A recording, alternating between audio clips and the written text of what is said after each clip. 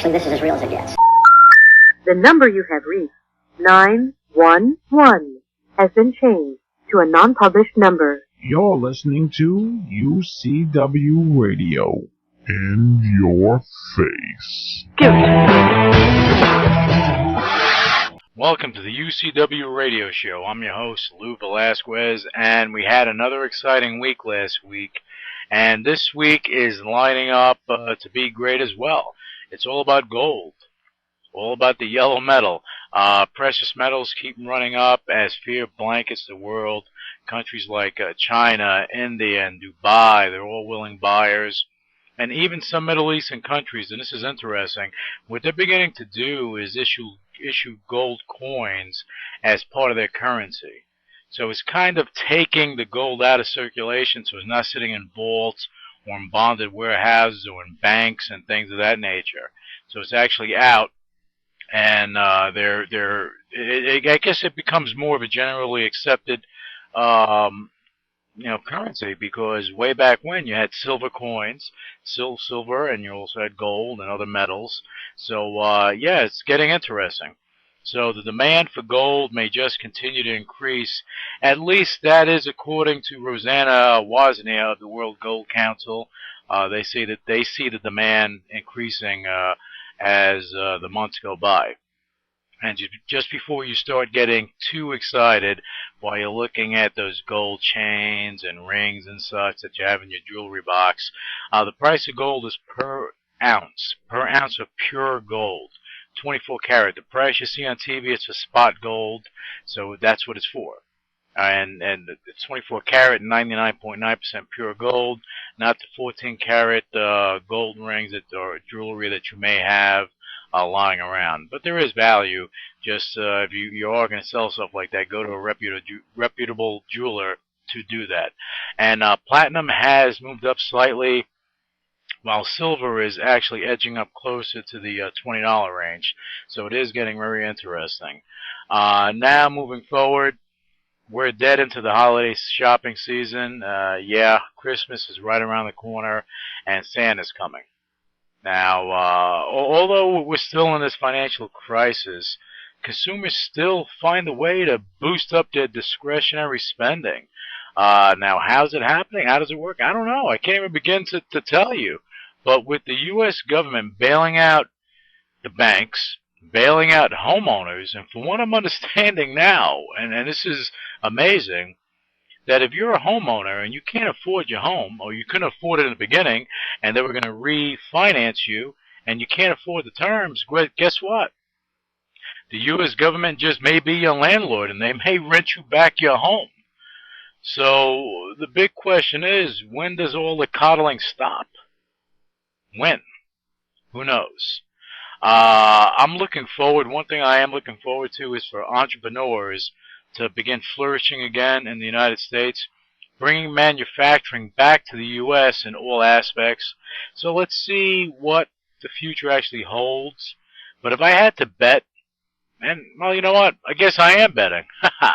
I'd bet on the United States right now, but in its raw form, and go back to basics, as opposed to trying to find the next hot internet stocks and things of that nature.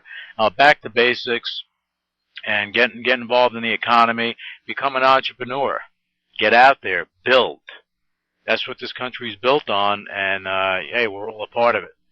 On the show today, we have Karen Lincoln. She's a former actress and model, turned into a talent agency owner, which is flourishing in Denver, Colorado, by the way.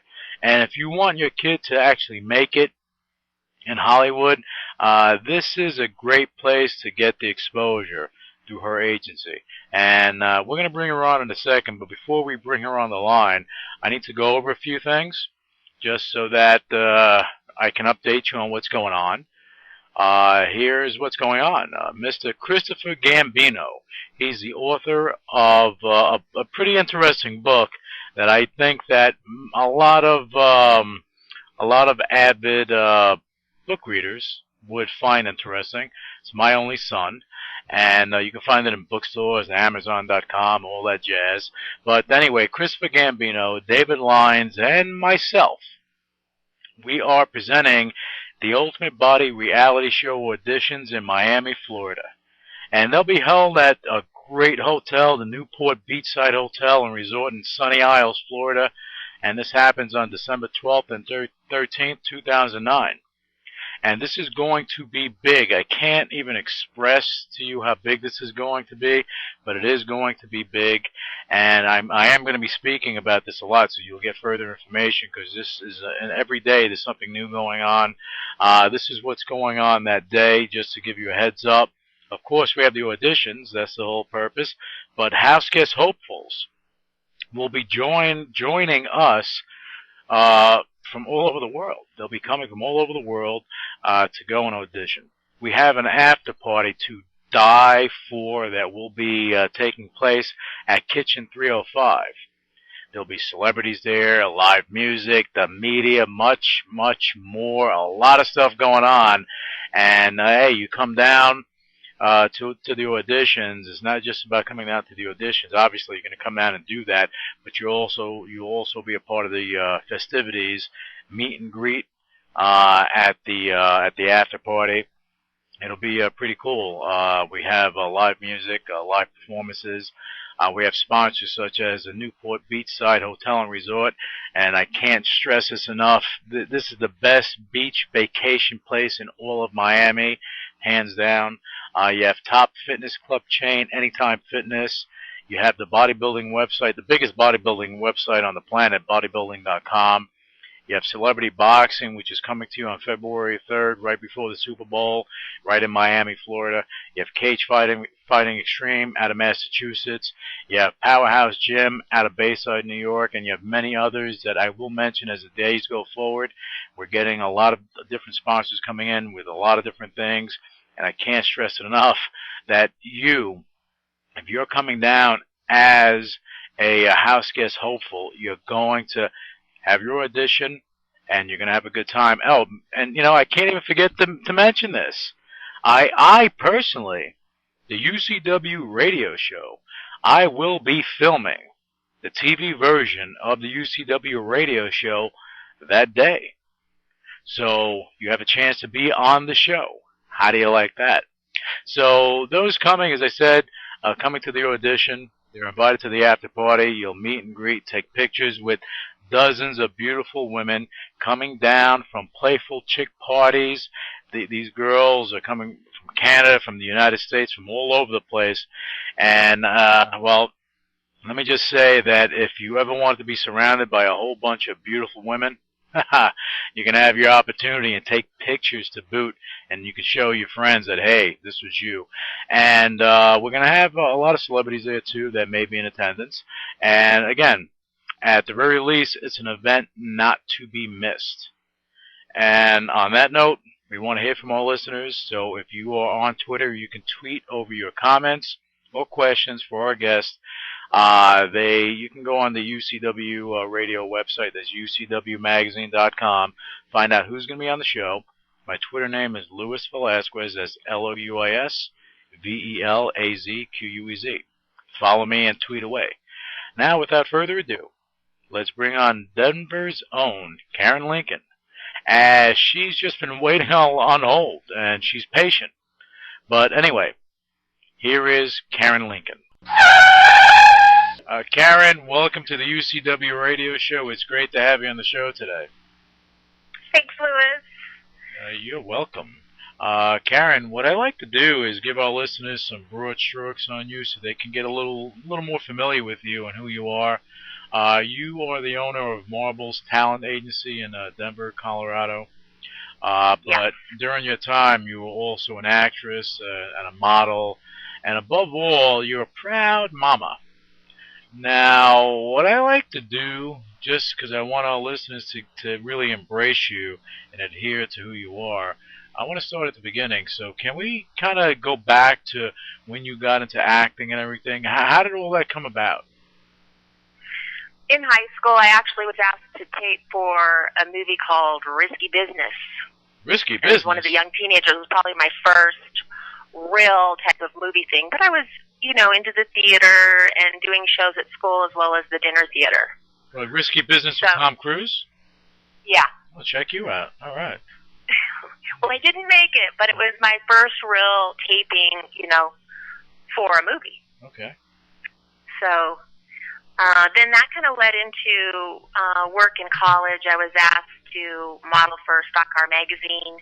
I had a real athletic body, which is what they liked, and that led to some other opportunities.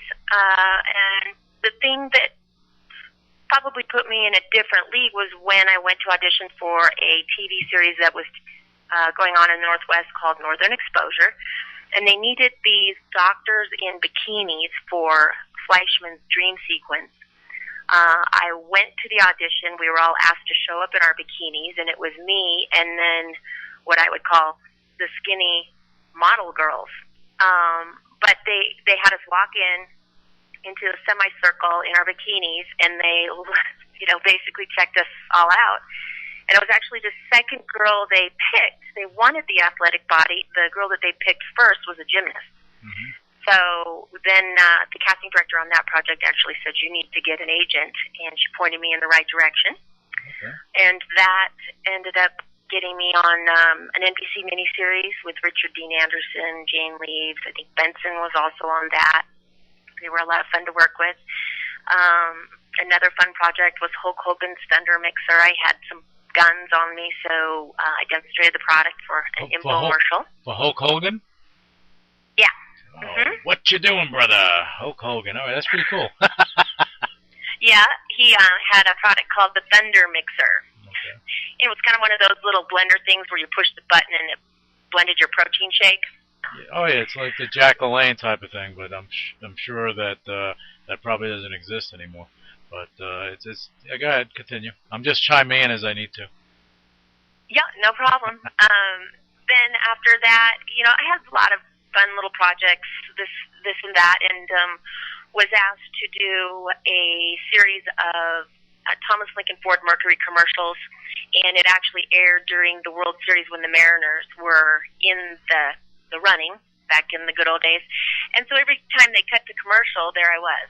And it kind of made me a mini celebrity in the Northwest because everybody knew that was the Thomas Lincoln Mercury girl. But you're from Seattle originally, right? Yes, I am. Seattle, Washington. Went to University of Washington. Go Huskies. Had a communications degree. Worked for the Sonics in public relations. Have a real sports-oriented background. With my sport of choice was triathlon, and that led me around the world in some great opportunities, and I did that through about the age of 25. Triathlons. 26. Yes. Wow. Ironman was what my best event was, but I did it all. Oh, you're scaring me. Short course. Yeah, that's a tough sport. I think in some ways it really set me up to be in this business, because this business is not easy. Right. It's, sharks. They are sharks. Oh, you have piranhas and sharks, and then also you have little plankton. So I want to be the beautiful sailfish. I want to be above all of that, but you still have to deal with it. So I don't know, Louis. What else should I share with you? Where should I go? Well, I mean, you grew up in Seattle, and you transported to Denver, right? And why did you transport to Denver? Well, I had actually met my ex-husband. We're not together now, but we met each other at a wedding reception up in Seattle, and it was a beautiful wedding. And he and I met there, and we started dating. Did you catch the bouquet as well? Not at that one, but you know how they say weddings are good luck for meeting somebody? Uh-huh. That was true in this case. It was like love at first sight. And so we had this passionate long-distance romance between Denver and Seattle. Okay. And that ended up relocating me to Denver. All right. But I had, in the meantime, between college, triathlon, I had started my first business, which was a coffee business called Hot Java Cafe. And I trademarked and incorporated and had opened about 6 of my own shops and helped 4 other people get their shops going, so 10 in about 6 years. And so when I knew I was leaving the Northwest, I sold that on a stock option purchase, and later invested that money into real estate in the Northwest, and moved to Denver to be with him and travel, and we had a really great life together, and I was able to make myself available to do the acting and the modeling and that sort of thing. However, it was like about 1/4 of what it was in the Northwest, so the opportunity was a lot less here. It's a different market. You have to, it's like comparing, I guess L.A. and I don't know, just anywhere, Idaho. They're different animals. Yeah. L.A. is definitely the Mecca, but New York's right up there too. New York is the Mecca. Don't put New York down. Don't put it down? Don't put it down. It has to be number one. But again, that's my personal opinion, even though I do the L.A. thing too. But go ahead. I'm just bugging you now. No problem. I'm used to it, Louis. So I pretty much was able to take some time to travel and kind of figure out, okay, what do you want to do? And I ended up going into sports production again, with my background being what it was. And so I started working on the Champ Car events, which was our open wheel racing series. Okay. Tony George owned the league, had the Indy League, and Kevin Kalkoven had the Champ Car League. And then they ended up losing our Denver event. But, I still went on to work on the Race of Champions, which was in Paris, and the Baja 1000, which I was taking care of Patrick Dempsey and Paul Newman and some of the really cool, fun stars. They were really great to be around and just be normal, environments and not have them be, elevated above you, so to speak. They just kind of were who they were, and you were who you were, and it was really great. It was fun. But that went away, and so I kind of needed to find something that fit my lifestyle.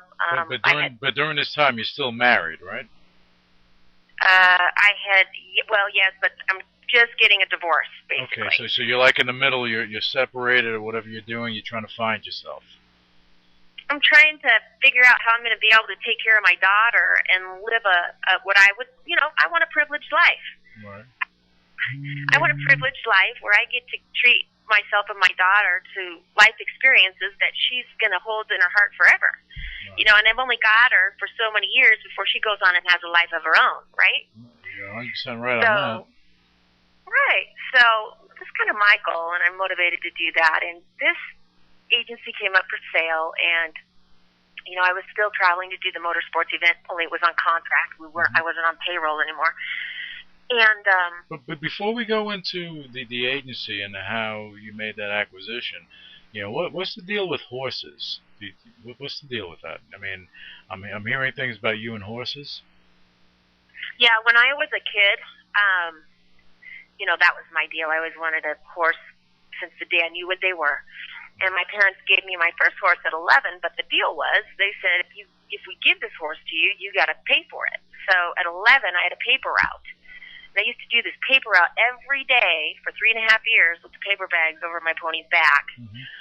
And I made like $350 a month. I was rolling in the dough.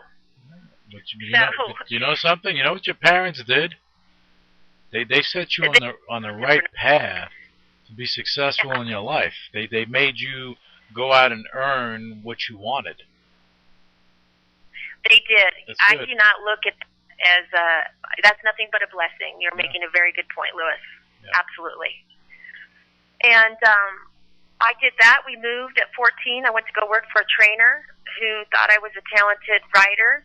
We would travel to the different horse shows. I upgraded from my first horse to my second horse. Karen, I'm gonna cut you off for 1 second. Just hold that thought, because we have to take a quick break, and we're gonna be right back with Karen Lincoln after these messages. The odds of becoming a signed artist and having 3 #1 albums? 1 in 100 million. The odds of going on to win 6 Grammy Awards? 1 in 1.4 million. And the odds of this performer having a child diagnosed with autism? 1 in 150. I'm Toni Braxton, and I encourage you to learn the signs of autism at autismspeaks.org. Autism Speaks. It's time to listen. Brought to you by Autism Speaks and the Ad Council. Be a part of Action Martial Arts Magazine's Hall of Honors banquet, January 8th, 9th, and 10th at the world-famous Tropicana Casino and Resort in Atlantic City, New Jersey, featuring over 30 celebrities, 24 free seminars, and just added a Kempo International Tournament. For further details, call Sifu Master Alan Goldberg at 718-856-8070. That number again is 718-856-8070. Hey guys, this is Tina Sugun. You're listening to the UCW radio show with Lou in your face. And now we're back with Karen Lincoln, and we were talking about horses. I'm sorry to cut you off, Karen, before, but we had to take a little break. But yeah, so you were on your second horse, right? Right, working for the trainer, and we would travel all over to compete with the horses, but I was the groom. So I took care of the horses when they traveled and they were away, as well as when we traveled to the different shows. I would take care of them, feed them in the morning, evening, get them out, lunge them, exercise them, clean their stalls, unload and load the horse trailer, et cetera, et cetera. But, she started putting me on better horses, and I just fell in love with the whole competition around showing horses. I was into the breed show, so I showed Arabians. Patrick Swayze was really big into that at the time. And having that in my youth, I really learned to work hard. And, you're kind of taking care of something else besides yourself. It's really not about you because you got to take care of the horse. And they're a lot of work. So that's where you're getting the horse thing. I wasn't able to really live out the childhood dream of it. So I picked it back up after my triathlon career and had a young horse that I took to nationals as a 4-year-old. They had an amateur futurity program, and we won Region 5, which is the Northwest. It's the most competitive region. Mm-hmm. And I had to vet out. He was OCD. He had bone spurs in his hocks. It was devastating. So we did major surgery. We had 4 vets on him, upside down, all the IVs, 3 vet techs. It was amazing. And that horse came back, and we requalified the next year and went to nationals, which was down in Albuquerque, New Mexico. Okay. And we won the region, bunch of money. That's how I paid for getting down there. And then a gal that had a lot more money than me, she said, "Name your price, I want your horse." She was a better rider, and she took that horse to what we call the Grand Prix level. Right. And I think I made the right decision because he was a career horse, and she was a better rider and had the money to finance his career. So, and of course, it does cost a lot of money to deal with that. Oh, yeah. I was probably, I had the truck, the trailer, a couple horses, then you have them in training, then you got your actual fees for the showing, and then you got to get there. And then if something should happen to the horse, like what happened with your horse, it's very costly. It was about $10,000 for me to do the surgery on the horse, but I used the futurity winnings to pay for it. Fortunately, it worked out. But still, as I'm saying, it's a costly thing. If the horse, God forbid, should get ill or something should happen to it, it does cost someone a lot of money to maintain the health of the horse. Absolutely. Okay. Very expensive. Okay, so then you sold your horse, and I'm sure that it was a decision that you had to take some time to make. Because, I'm sure that you grew close with your horse. Yes, and it did. You know what? She offered me at Nationals, which was in November, and then it was like the beginning of January that I said, okay, this is my price. She flew up, they vetted the horse, they shipped him back, and they just wrote the check.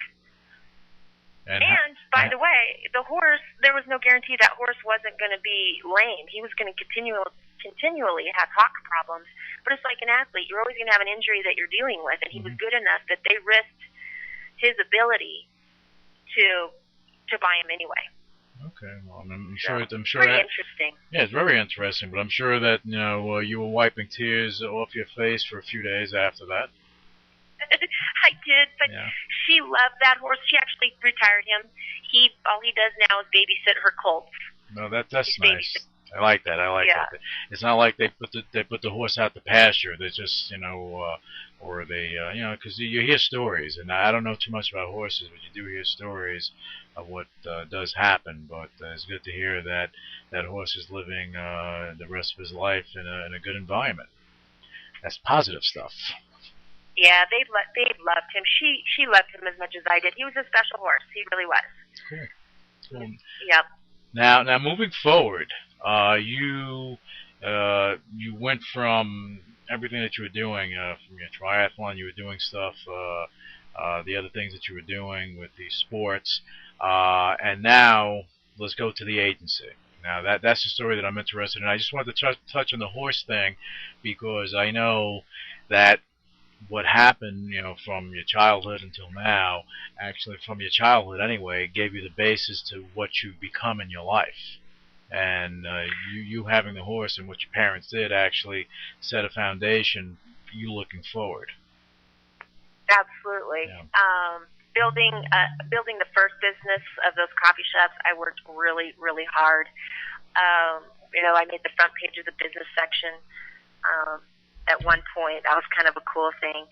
And that really prepared me. 7 years of real strong business in a very competitive field. Think about it, the Northwest in the coffee business. Yeah. That's pretty competitive. And but that experience, the people skills I gained, negotiating contracts, leases, doing that sort of thing, I thought, well, there's nothing that this business is going to really throw at me that's going to, that I can't handle. So when the motorsports were I had to make a choice on that, the agency became available. And it was here in Denver for 22 years. It was actually owned by a fashion model from New York. She worked in Europe for 10 years before retiring, and she retired here in Denver where she had met her husband that she's married to now. But she had the agency for about 22 years, and it was time to transition, and it was available. And so What kind of agency was it at the time? It was a children's agency. Okay. And so I thought the nuts and bolts and everything that she had going were really solid, but she didn't have the marketing savvy, some of the things that I came from in my background to really spruce it up and bring it into 2007 when I bought it. And so we made the transition, and she's one of my biggest fans. I love her. She's just a great lady. And it's been a challenge. I kind of bought it under the radar, came in and did all the improvements that I needed to do, and then kind of came out on the scene. And I remember the first time that anybody knew that the agency was bought, it wasn't, probably 6 months, maybe 9 months. And I went to this big social event here in Denver, and it was on a rooftop. And I walked in, and I looked good because it was going to be my first appearance, and one of the other agents ran over and said, I'd really love to sign you with our agency. And it's a big agency here in Denver, and I said, oh, thank you. I took it as a compliment. I actually just bought the children's agency. Well, immediately her tone changed. She turns around and she marches me back to the other 5 from her agency and promptly introduces me with less enthusiasm than when she wanted to sign me. Mm-hmm. And after the introductions were done, this gentleman says, you see that wall over there? And I said, yeah. And he says, why don't you go jump off of it? What? I couldn't even say a word. Why would he say something like that to you? I think he's kind of, he thought he was being funny, but the social timing of that was not appropriate. Can I say something? Can I say something about that? I don't know who the guy is, but I'm going to say that he was an idiot. So, I mean, why would you tell somebody to jump off a wall? I mean, in a situation like that, I know that the agency business is cutthroat, but what you're doing, had nothing to do with what they were doing. Well, I think anytime I'm an unknown, B, I'm, attractive and confident. He was probably reading all these things, and I'm a threat. Mm-hmm. And so, without knowing anything about me, he wants to position himself and that was their method. So I kind of excused myself from the situation. I think they were all embarrassed. But I kind of went, wow. So in the back of my mind, it's always been kind of a little motivation for me that the best invention, anything like that, is just being successful and moving on and figuring out a different way of doing something rather than the same way that all of them are going to do things. Well, that makes a lot of sense, because you do have agencies out there, I've said it before, that are unscrupulous, and you're actually trying to build something, I guess, on a different level. Definitely. I, obviously took it on, and there was a lot of stuff I didn't know how to do, but it wasn't that I couldn't learn. And the lady that I bought the agency from took a lot of time training me. But really, it's a no-brainer. When you get it down, you're negotiating rates, and your product is your people or your kids. That's the truth. Karen, I'm going to interrupt you one more time because we have to take a quick break, and we're going to be right back again with Karen Lincoln. We're going to talk about Marble's Talent Agency and the other projects she has going on, and we'll be right back after these messages. My name is Linda McMahon, and I'm running for the United States Senate. I'm not a career politician. I'm a businesswoman. I was the CEO of a successful company right here in Connecticut that's traded on the New York Stock Exchange. Success didn't come easy. When my husband and I started our business, we went bankrupt, and we were forced to start over, without any bailouts from the government. We lost our home and couldn't get any credit, but we were able to rebuild with vision and hard work. I understand and share the frustration and fear of so many Americans that career politicians are hopelessly out of touch and taking our country in the wrong direction. That's why I'm running. It's time for the people of Connecticut to get their voice back. It's time for a fiscal conservative who won't be bought and paid for by special interests. It's time for a different kind of senator. I'm Linda McMahon, candidate for U.S. Senate, and I approve this message. Paid for and authorized by Linda McMahon for Senate 2010. Hey, this is Marcia Prince, IFBB Bikini Pro and Gasberry Nutrition spokesmodel, and you are listening to the UCW radio show, In Your Face. These tunes just fuel my dreaming. Never ever want to stop believing. It's hard to see the bigger picture when I can't see 2 feet in front of me. Don't even try to hold me down. Yeah, baby, can you feel me now? I'm just gonna show you how. Like a bullet through the brain, I'ma find my way out. Don't even try to hold me down. I got a name on this round. I'm just gonna show you how. Like a bullet through the brain, I'ma find my way out. I was always living, just existing in my mind's own prison. The thoughts are always rushing, keep on coming, cutting like incisions. The walls are closing in, my patience wearing thin. I can't keep these thoughts from pouring out. Don't even try to hold me down. Yeah, baby, can you feel me now? I'm just gonna show you how. Like a bullet through the brain, I'ma find my way out. Don't even try to hold me down.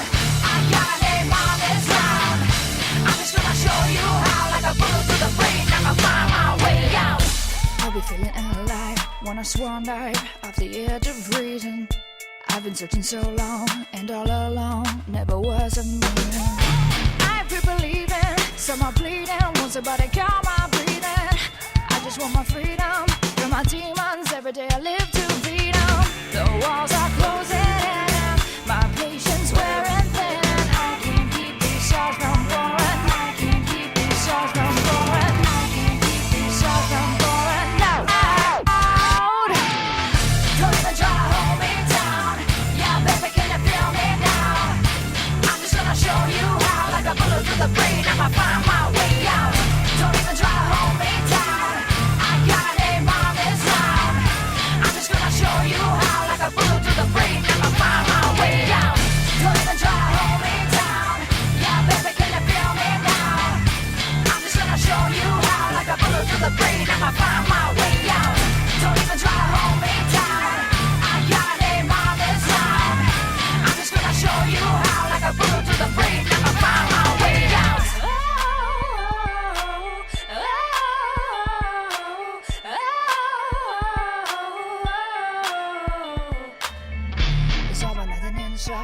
it's all the same. If I'm dead or alive, there's all but nothing inside. Don't even try to hold me down. Yeah, baby, can you feel me now? I'm just gonna show you how. Like a bullet to the brain, I'ma find my way out. Don't even try to hold me down. I got a name on this round. I'm just gonna show you how. Like a bullet to the brain, I'ma find my way out. Don't even try to hold me down. Yeah, baby, can you feel me now? I'm just gonna show you how. Like a bullet to the brain, I'ma find my way out. Don't even try to hold me down. I got a name on this round. I'm just gonna show you how. Like a bullet to the brain, I'ma find my way out. The walls are closing in, my patience wearing thin, and I can't keep these songs from boring. I can't keep these songs from boring. I can't keep these songs from boring. No. And we're back with Karen Lincoln of Marbles Talent Agency, and we were just, I guess, sewing up what you were doing with Marbles. Yes. We were just chatting about the acquisition and getting it kind of ship-shaped up.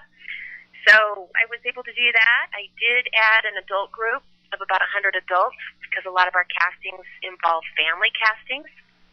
80% of what we're doing in the Denver market is advertising. So demographically, you want to have the family. And I rounded out the book there. They all go under my last name, Lincoln Talent. So that's been kind of fun. And you know who Daisy De La Hoya is? She's from... Yeah, I know her. From Rock of Love with Bret Michaels. She's from Denver. Okay. And I had her in my book. When she booked that thing, she had no experience. I mean, she'd done acting classes. She hadn't booked a thing, and now she's got her own TV series. Yeah. Reality show. Yeah, sure. So that's kind of a cool thing.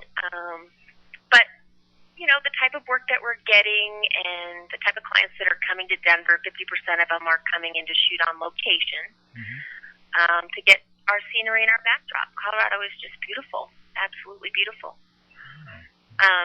Well, see, that's pretty cool, Karen, because, and I'm just going to crank back, you left Seattle, you started a business over there, you sold it, you moved to Denver, and actually, it was like the unknown situation for you, because even though you had a guy that you were going to marry over there, still, it's like a life-altering situation, because it wasn't just about you. Absolutely, I had my little girl, and she was the main priority. So that's what I'm saying, because we didn't address that earlier on, that you had a daughter, and making that transition is never easy. Yeah, I think my timing was right to buy it, and it's actually the type of business that I can manage my life, my work, and Taylor fits in beautifully. She has had some great opportunities to audition on projects. She's booked some great commercials. We went down to Texas for a role where she was going out for a lead in a major feature film, and they kept her on hold for 2.5 weeks, which means that they wanted to use her. Oh, cool. And they ended up going a different direction. But the fact that she'd auditioned and been called back, and you know, the casting director told us it was definitely worth our while, so we had a little mini success there. So I'm hoping that I can get her on something somewhere and see what we can make happen. But I have a lot of really talented kids that work between LA and Denver. We had one little boy that booked on a feature film that just went out called Cougar Hunting. Okay. He got the lead boy in one of these scenes. That was kind of exciting. My daughter booked a Colorado tourism commercial. That was in September. Let's see here. We got a bunch of kids taping all the time, and it just depends on where the project is. It could be LA, but with the studios and the state incentives, a lot of time we're taping for projects in New Mexico. Louisiana's pretty big right now. Michigan has a lot of film incentive going on. You know so what a lot of times, you know what I love about your story, Karen, is that you went in, okay, and risky. Even though you've done modeling and acting, you know, having a modeling agency is a different animal altogether. And you went in, went in there, you saw an opportunity, and you were thinking, okay, well, how am I going to support myself and my daughter? Or more. Let me switch that. How am I going to support my daughter? It wasn't about you. It was about how are you going to take care of your kid? And, Absolutely. And you went there and you took over the agency. You turned it around, and you're making waves all over the place. And then also you have Lincoln Talent, which you're dealing with adults. So the long and short of it, you took virtually something that was almost nothing, even though you acquired the agency, but still it's like a reboot, so it's like, starting over, and you took something that was virtually nothing, and you made it into something that is still growing. Yes. Yes, a lot of hard work. Yeah. But that's what I'm impressed about, because it wasn't like someone said, okay, well, here you go, Karen, and here goes everything on a silver platter, and there goes your life. You're fighting for everything you're getting. Yeah, it is. It's been a struggle on one hand. You feel really good when your kids book, but I tell these parents all the time when they call and they're disappointed when their kids don't book. I said, you got one kid. I probably sent, it could be any project, but I sent 40 kids on that, and I only got this many bookings, or maybe I didn't get any, and I'm upset about it. So I really, it is competitive. You can't help but be there for every kid you're sending out. And, I've had my heart broke a couple times. I've had deals taken away from me. I've had people say things behind my back. It really stirred the pot here at the beginning of the year when I was asked to be a casting director on a major feature film. They could have asked any agent in town, and they didn't. They asked me, and they hired me. And so the LA principal casting was done in LA, and the local principal casting was done here in Denver. And Karen called all the Denver agents, and they were really happy to hear from me. And we booked that out, and then they gave me the extras casting on that movie, and that didn't go over real well with some people. I just think that when you are doing a good job and people want to work with you, there's a sense of entitlement from people that have been doing it longer than you, and you're the rookie and you're the new kid on the block. It's like they think you're stealing their cheese. Yeah. So I've had a lot of resistance from people who just aren't going to like me because of the success I've had. Well, I'm gonna quote something before you even continue. You ever watch the movie American Gangster? Yes. Okay, there was a saying. I forget his name, but he was telling Denzel Washington. Okay, and he told him. He said, you have a choice. You can have a lot of friends and be unsuccessful, or you can be successful and have enemies. You have to make a choice. And as you become successful, people, and it's interesting because I've seen it in my life how jealousy starts spawning up, and that's why your circle goes from being huge to being very small. Only by default because of how some people are, which is interesting to me.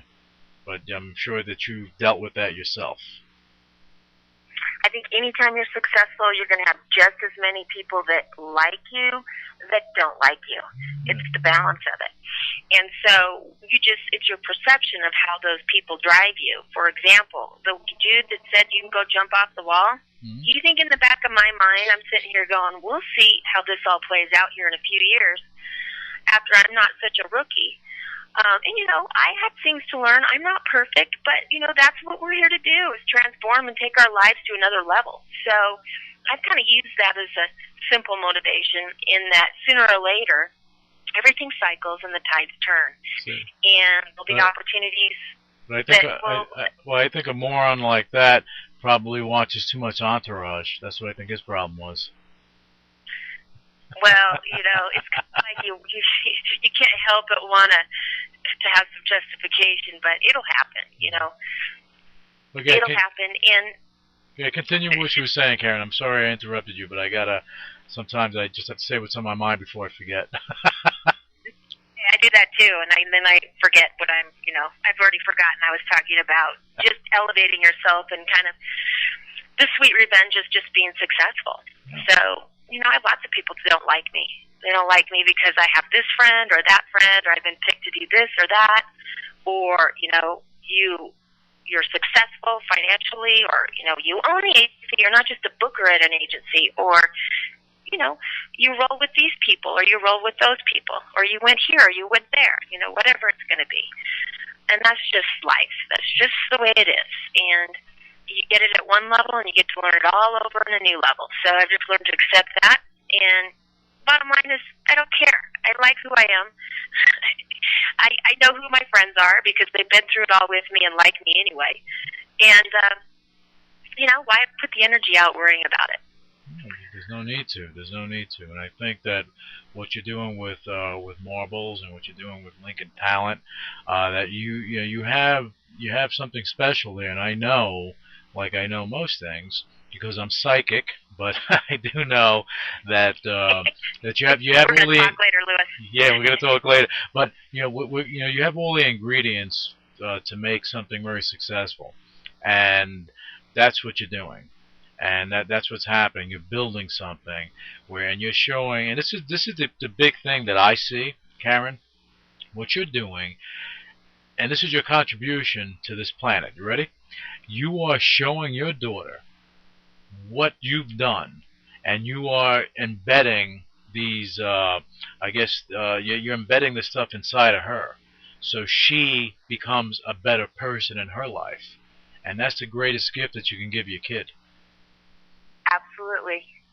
You are psychic, Louis. I'm impressed. Yeah, check me out. Yeah, I'm going to get myself a little turban and start going with the cards and the little crystal ball. Watch out.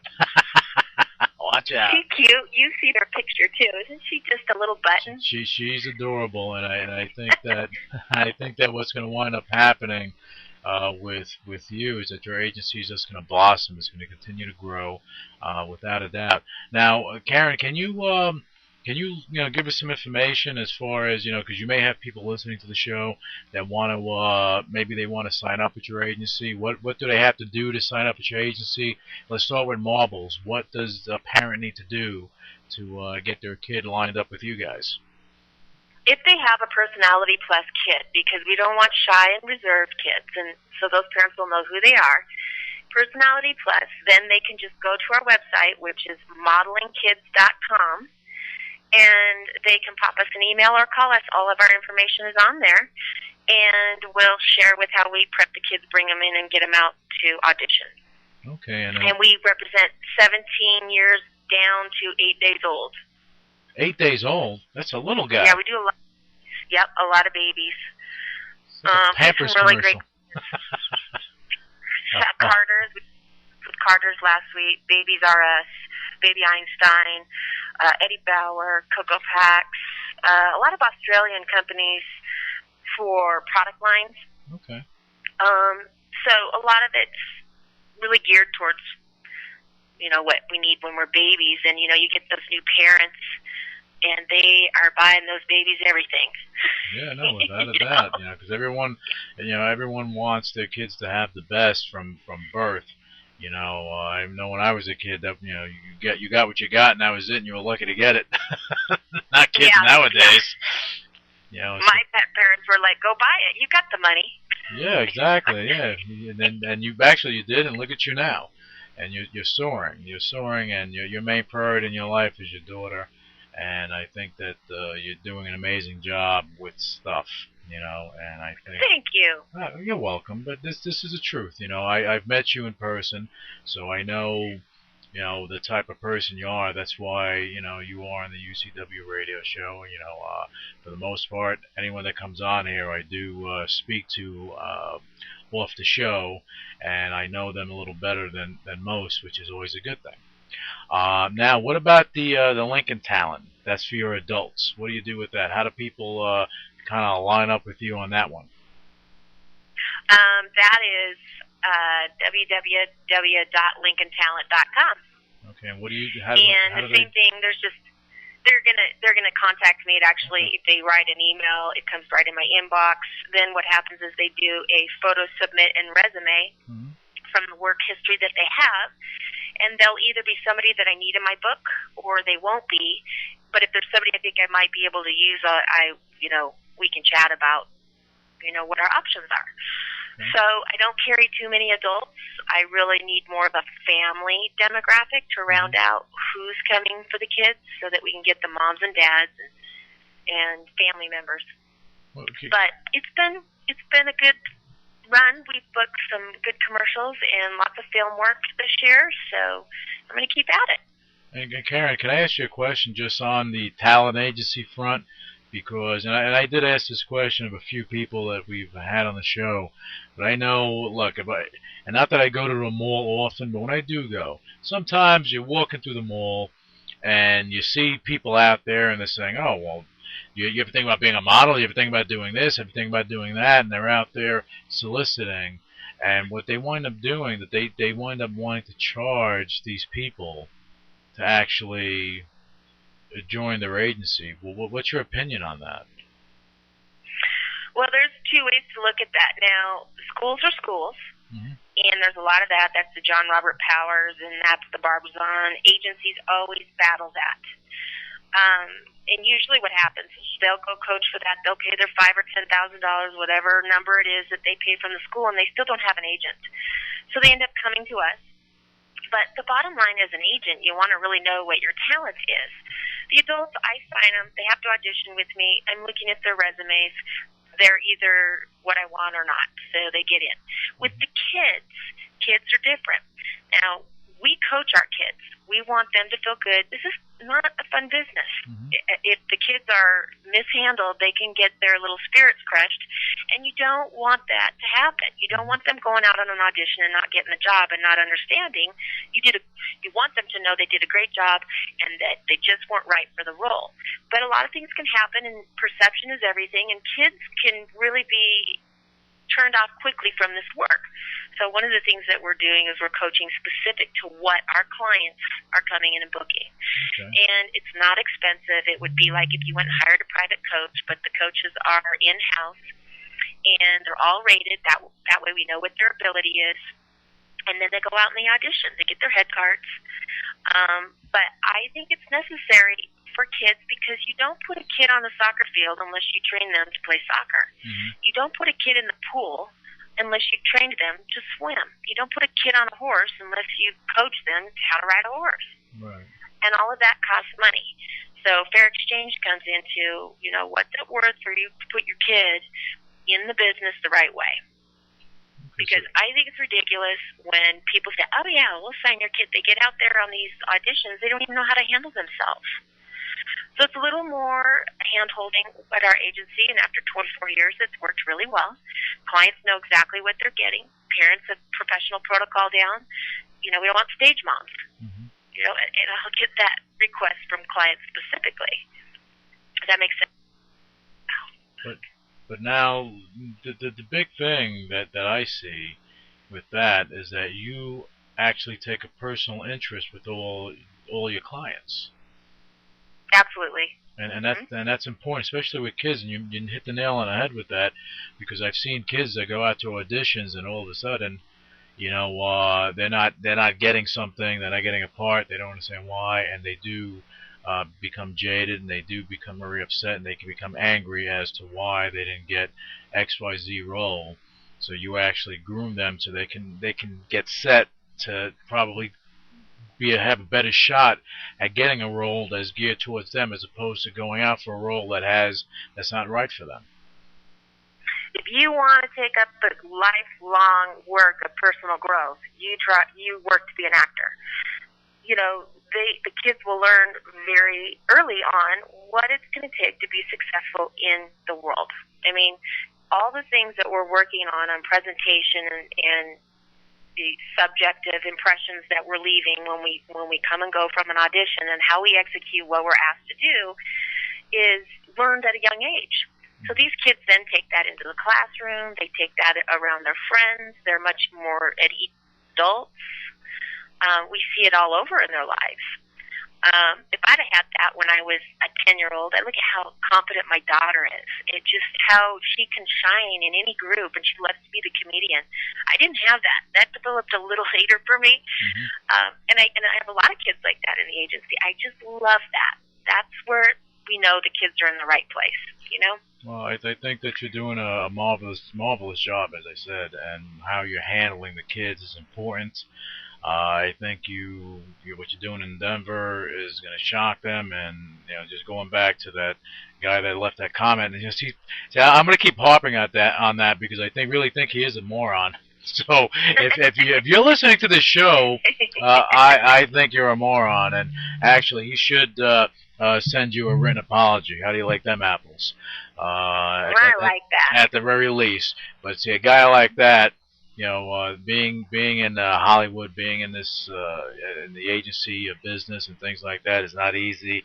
It's cutthroat, and maybe he had to be intimidated by you, which is okay. But Karen, I want to thank you for coming on the UCW radio show and telling us your story, talking about your journey. I think that the people that are listening to this show are going to be inspired by how you grew and how you're still growing, not only as a person but in your business and what you're doing in Hollywood, because that's basically what you're doing. You're dealing with commercials, but you're also dealing with movies, TV, things of that nature, and your business is just going to blossom, as I said earlier, because this is the way you've laid the foundation for it to grow, and I think you're doing a fantastic job. Thank you, Louis. You are Thank so you welcome. very much. And I want to have you on from time to time, I think, and you can give us some insight to what's going on the agency front and as things develop, because I think our listeners would find that interesting, and I think you would have fun being on my show from time to time. Absolutely. I think we have some pretty fun conversations. Yeah, we do. I think we talk too much, but that's okay. That's okay, Karen. But listen, I know you have a big meeting to get to, and I want to wish you luck with that. But we will have you back on. And again, to our listeners, there is Karen Lincoln with the Marvel's Talent Agency, also with Lincoln Talent. And again, give those websites one more time, Karen. ModelingKids.com for the kids and LincolnTalent.com for the adults. There you go. All right, and that's it for this segment of the UCW Radio Show, and we're going to leave you with music from former Pussycat Doll and friend of the UCW Radio Show, Kaya Jones.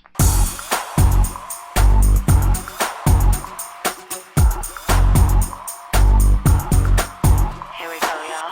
Pretty girl, you've been pushing my nerves, thinking you're the main attraction. All my girls see you fronting on them like you want some kind of action. So don't be hating on me, cause they want my satisfaction. In a closing scenes, no way, no camera, lights or action. You play the part, but you're no movie star. After my leading part, you've gone too far. No time for haters with their jealous eyes. You live the life, I don't care who you are. I'm about to blow Hollywood.